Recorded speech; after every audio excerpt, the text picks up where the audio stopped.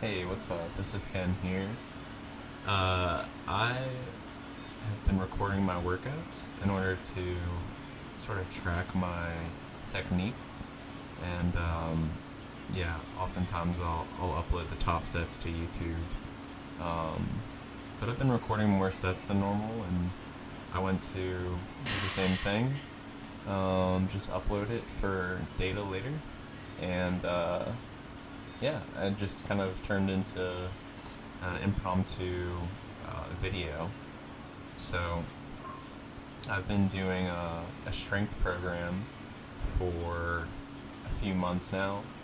I've already ran one mesocycle, and basically, the way that I program, or programmed rather, because I've changed it. But I was just using the 3 to 5 rule, which was introduced to me by Andy Galpin. Basically, the rule is go to the gym, 3 to 5 times a week, do 3 to 5 exercises, do 3 to 5 sets per exercise, and then do 3 to 5 reps per set. So very basic, like, strength program essentially. And I believe in keeping programming simple. I've tried like crazier programs that just didn't work out. But basically, I ran one mesocycle of that, which I think took 4 or 5 weeks. I want to say it was 5 weeks. And I was also using his recommended chart of intensity, which I can link it in the description. But basically, it'll give you the exact weights that you should be using based on, frequency of the intensity that you're taking into, like low, moderate, or high, and a percentage of your 1 rep max for anywhere from 1 to I think 10 reps. But I've never really used it for programming anything higher than 5 reps. So I went ahead and did that, and I didn't make much progress at all in the bench, which is sort of what I'm focusing on the most right now. But I did make progress on my squat and deadlift, which in my experience is pretty standard.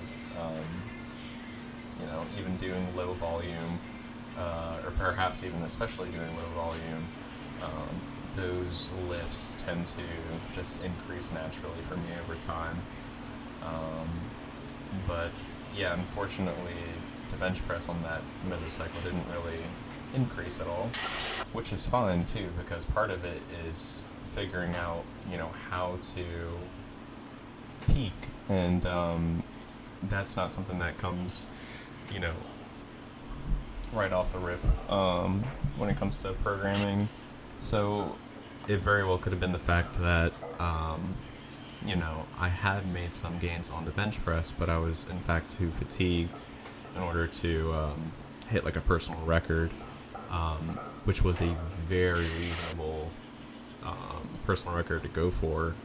I did 275 for 4 reps. I want to say it was like 2 or 3, no, probably longer than that, like 5 months ago. And yeah, basically I went for 280 for 3, and that didn't work out. So what I decided on with this mesocycle was increasing the upper body volume by quite a bit. So I'll also be posting the exact lifts that I'm running, the exact program I'm running, in the description right now. But yeah, so I've been doing 3 different pressing exercises on my bench days, and I have 3 of those. So I tapered down from doing 3 sets of 5 for each of those. So basically, including variations, I was doing 27 sets of bench per week, which is pretty substantial. Sort of using auto regulation, I've been tapering down, but I started,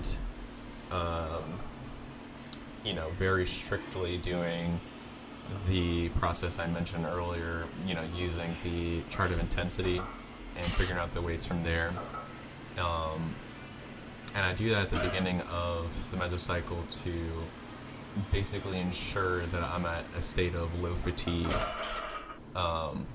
So now in week 4, we're starting to get into the really high intensity. I would say this is overtraining at this point, because I'm basically having to take more rest days in order to even be able to get back in the gym and recover on time. Well, I suppose I'm recovering a day late, which is how you can know that you're overtraining. But that's fine. Like, basically what I realized is that chart of intensity isn't everything, and I'm sort of going off of how I feel. So everything up to week 3 was very on point in terms of recovery. And then going into this week 4, I had to add some rest days. But it's nothing to worry about. Basically, my plan is to keep adding to my bench, just 5 pounds per week until I start to plateau. I currently am doing 3 sets of 5 for the bench press. Let's say I can't do 3 sets of 5 with 260 next workout. That's the current weight that I'm on. Then I'll just cut it down to a 2x5. I'm just adding rest days as necessary to ensure that I recover.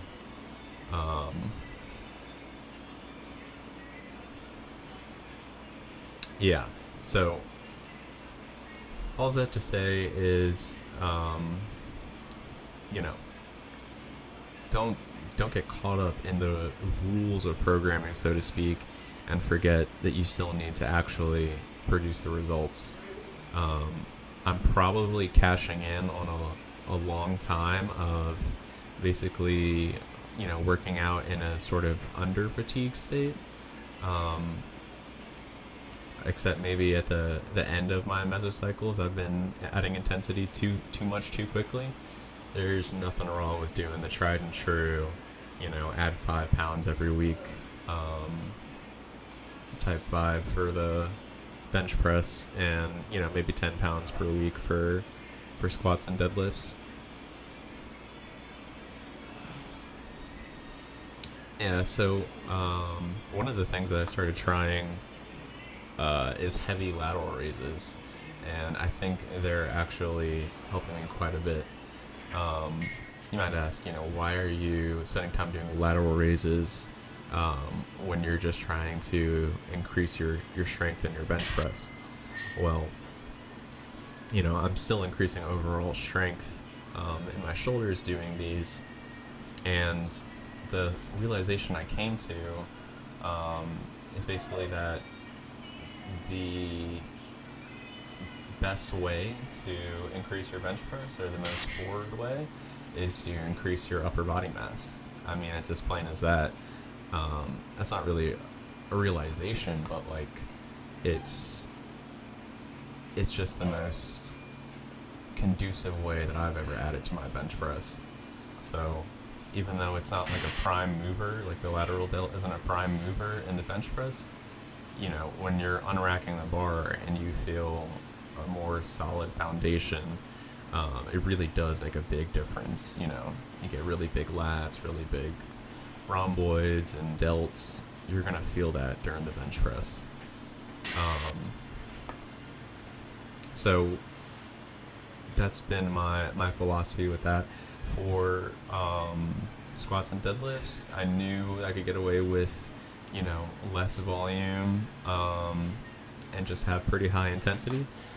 And so I went with I always wanted to try the 5-4-3-2-1 program, but I don't like the idea of doing a bunch of volume before like my heaviest weights. So basically just flip that, and I do a 1-2-3-4-5 program. So I hit that top set, and then, depending on the week, I might make that top set really heavy, and then everything else like really light. It just depends if I'm like stripping a set or not, because now at this point I'm down to like 1, 2, 3, a set of 1, a set of 2, and a set of 3 on deadlifts. So I am reducing the volume as I go, to have that tapering effect.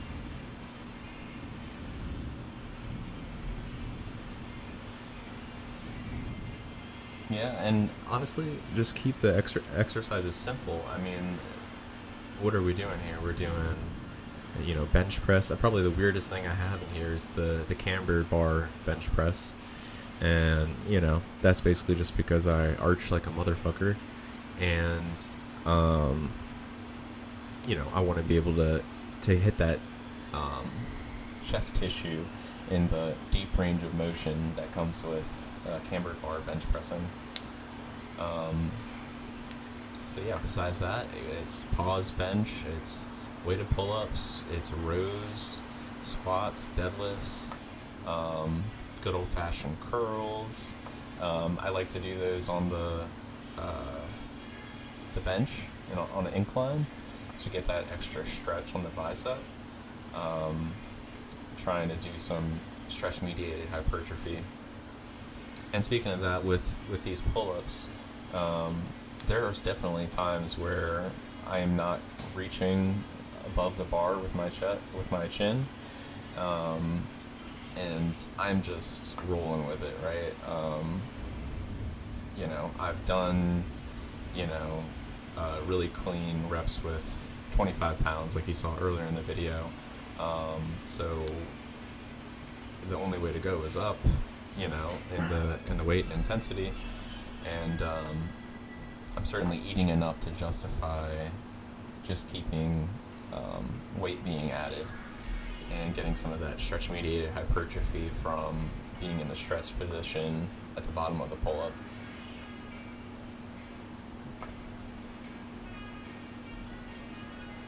Yeah, I don't really have anything heavier than these 40-pound dumbbells for curling, besides the 60s. So, yeah, I'm basically just trying to add reps or change the incline of the bench to make that more challenging. Just the simple idea of progressive overload. Nothing fancy here.